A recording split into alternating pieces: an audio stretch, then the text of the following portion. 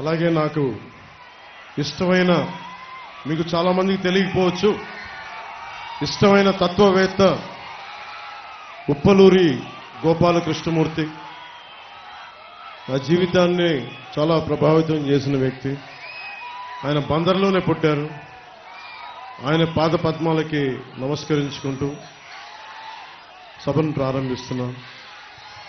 దారి పొడవుతా ఆడబిడ్డలు, యువతలు, తల్లులు, తండ్రులు, పెద్దలందరూ బిడ్డలను మరీ తీసుకొని స్వాగతం పలుకుతా, జయజయలు పలుకుతా చాలా ఉత్సాహంతో మాకు స్వాగతం తెలిపారు.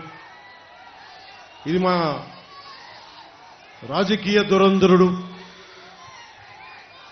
3 సార్లు ముఖ్యమంత్రిగా చేసిన వ్యక్తి, 4 దశాబ్దాలు సుదీర్ఘ రాజకీయ అనుభవం ఉన్న వ్యక్తి ఆయన. ఇది మా 3వ మీటింగ్. అది ఆయన ఒకటే చెప్తా ఉన్నారు, ఇంత ప్రేమ చూపిస్తా ఉన్నారు. ఈ ప్రేమ చూస్తున్న ప్రజలందరికీ అహర్నిశలు మనం ఎన్నికల్లో బలమైన మెజారిటీతో గెలవగానే అహర్నిశలు ఆఖరి శ్వాస వరకు మనం కష్టపడి పనిచేద్దాం, మీ భవిష్యత్తుని బంగారు భవిష్యత్తుగా చేద్దామని చెప్పి మాట్లాడుకుంటామని చెప్తా వచ్చారు. ముఖ్యంగా యువతను చూస్తూ ఉంటే చంద్రబాబు గారు నిజంగా చెప్తా ఉన్నారు, హ్యూమన్ రిసోర్సెస్ అని ఒక మాట మాట్లాడారు.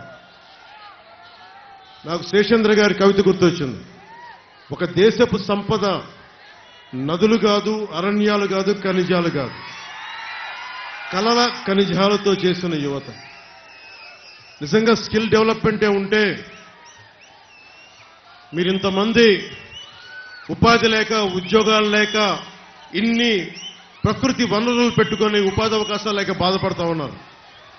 ఈ రోజున చంద్రబాబు గారు అన్నీ చెప్పారు మీకు ఏమేం చేస్తున్నామని.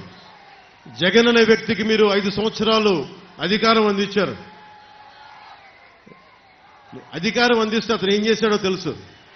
ఇక్కడున్న ఎమ్మెల్యే వారాహి ఎలా వస్తో మేము చూస్తాం, ఆంధ్ర రోడ్ల మీదకి ఎలా వస్తో చూస్తామంట. ఈ తాటాకి చప్పుళ్ళకి బెదిరితాం మేము, ఈ చిల్లర ఆకురౌడీ పనులకి మేము బెదురుతాం మేము. ఏమనుకుంటారు వీళ్ళందరూ, ఆకు రౌడీలు అందరూ? చిన్న చిన్న అతని కొడుకు అంట, పేరు కూడా నాకు తెలియదు సరిగ్గా, అతను ఎమ్మెల్యే అభ్యర్థి అంట. మీరు చెప్పండి, ఇంతమంది యువత ఉన్నారు, మీకు వాళ్ళ కొడుక్కి తేడా ఏంటి చెప్పండి? మీకు వాళ్ళ కొడుక్కి తేడా ఏంటి? దిగొచ్చాడా కొడుకు? మీరు ప్రత్యేకంగా రాచరికంతో పుట్టారా? అంటే మీ రక్తం బ్లూ కలర్లో ఉంటుందా? మీ రక్తం మీరు దాడులు చేస్తే మేము భరించాలా? 14 తెనాల్లో మాట్లాడుతా, జగన్కి గాయం అయితే రాష్ట్రానికి గాయం అండి. మీకు ఒక్కరికి గాయం అయితే అది రాష్ట్రానికి గాయం కదా? ఇంతమందికి ఉపాధికి అవకాశం లేకపోతే గాయం కదా? ఇంతమంది మత్స్యకారులకి ఉపాధి అవకాశం లేకపోతే గాయం కదా? పాకిస్తాన్ జైళ్లలో మగ్గుతా ఉంటే అది గాయం కదా రాష్ట్రానికి? చేనేత కార్మికులు, కళంకారీ కార్మికులు రోడ్ల మీద పడి ఉపాధి అవకాశాలు లేక ఆత్మహత్యలు చేసుకుంటా ఉంటే రాష్ట్రానికి గాయం కదా? బాపట్లలో 15 ఏళ్ల అమర్నాథ్ని అక్కడిని ఏడిపిస్తున్నారని చెప్పి బయటికి వచ్చి ఎదిరిస్తే వైసీపీ నాయకులు చెరుకు తోటలోకి తీసుకెళ్లి పెట్రోల్ వేసి కాల్ చేస్తే అది గాయం కదా? మీరు ఆలోచించండి. మీరందరూ ఇక్కడ ఉన్న ఆడబిడ్డలు, పెద్దలు అందరూ, రాష్ట్ర ప్రజానీకు అందరూ ఆలోచించండి. ఒక చిన్నపాటి వంట చేస్తున్నప్పుడే చిన్న నూనె చుక్క పడితేనే ఎంత బాధ వస్తుందో మనకు తెలుసు. అలాంటిది 15 ఏళ్ల బిడ్డను తీసుకెళ్లి పెట్రోల్ వేసి కాల్ చేస్తే ఆ మంట అసలు మనం ఎవరైనా ఊహించగలమా? బాధను ఊహించగలమా? అలాంటి అది వదిలేసి ఇతని తలకి అతను కొట్టుకున్నాడో, ఎవరు ఇసిరారో అతనే, అదంతా మనకు మాయ ఎలా జరిగిందో తెలియదు.